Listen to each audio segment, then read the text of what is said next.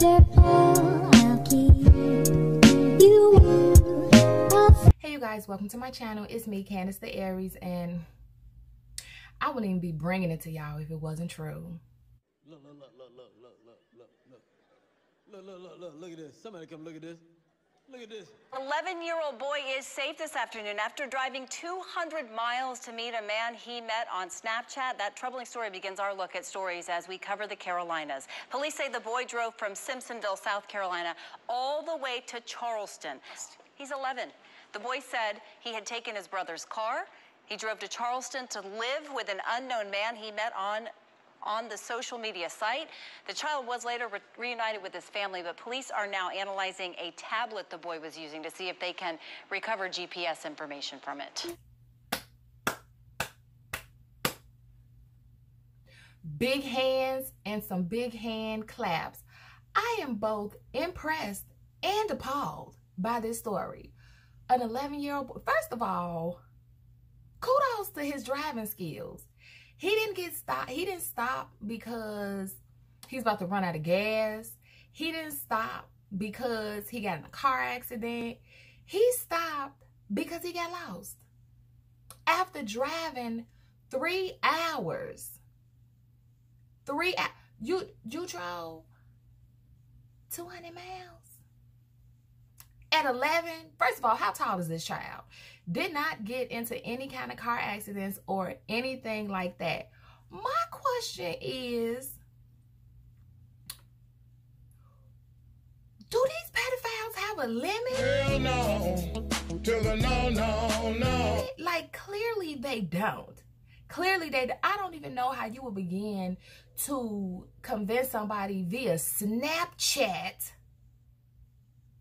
to come and live with you. Like, how is this happening? Now, I'm not going to begin to tell people that I completely understand how Snapchat works, but I thought it was just a little quick, like, little video things. I didn't know that, like, well, maybe you can have, like, full-fledged conversations. I don't know.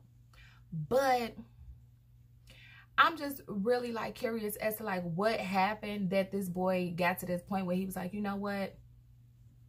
I'm out of here. I don't know. Was he just sitting around like, Killing me with this. Or did something happen that just he was like, whoa. You know what? That's it. I'm taking my brother's car and I'm out of here. Like, I'm out of here. For real. I'm leaving. I'm about to go live with old dude that I met off of Snapchat. He gonna take care of me or whatever. I don't even want to begin to think about what could have possibly happened if this boy would have actually made it to his destination. Thank the Lord the cop was paying attention and realized, like, nobody else in the car. Then the boy said this. Authorities say the boy pulled up next to a police officer around 12:30 Monday morning. The officer realized the child was the only person in the car and told the officer he had just driven 3 hours and he was lost. He's 11. I know you fucking lied. So he kept it 100. He kept it 100 and let him know, like, hey, I'm lost. I was going to go meet somebody because that's where I was about to live. And I got lost. They like, you know, we looking at his tablet to, you know, try to get some tracking device info or whatever type of information. I'm like,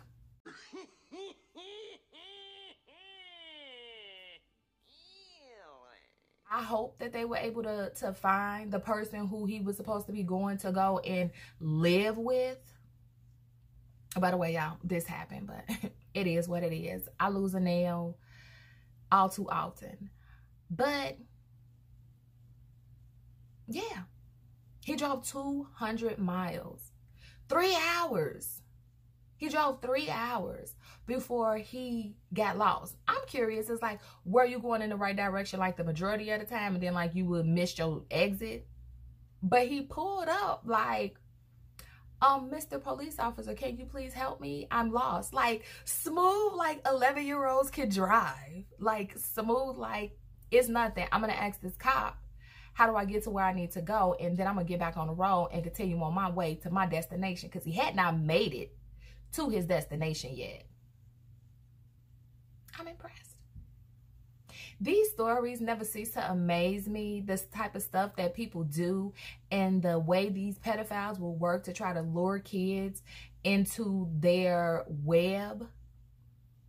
I don't even want to think about the horror that the parents went through. The brother, he's probably like, I'm impressed that you were able to drive flawlessly, because I know some type of cop was driving on the road at some point in time, and he was driving so well that it was no reason to even suspect that he was somebody, that vehicle was a vehicle that needed to be pulled over. Like,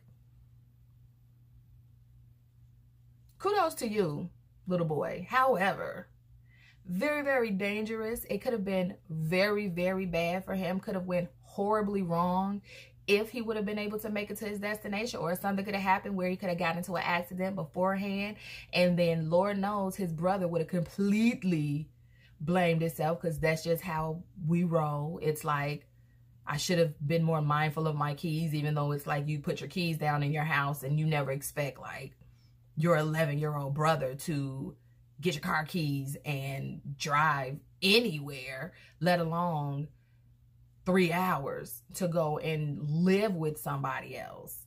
That must have really, really pissed him off. Like, this story was amazing. Amazing.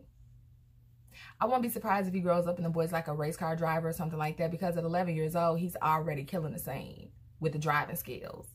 Driving skills are clearly everything, because he didn't get stopped by not one cop. So, yeah. That happened, you guys. So I'm going to go ahead and end it here. As always, that's going to be it for me, Candace the Aries. And always remember to enjoy the journey. After fall, I'll keep you warm all summer, and after... Yeah.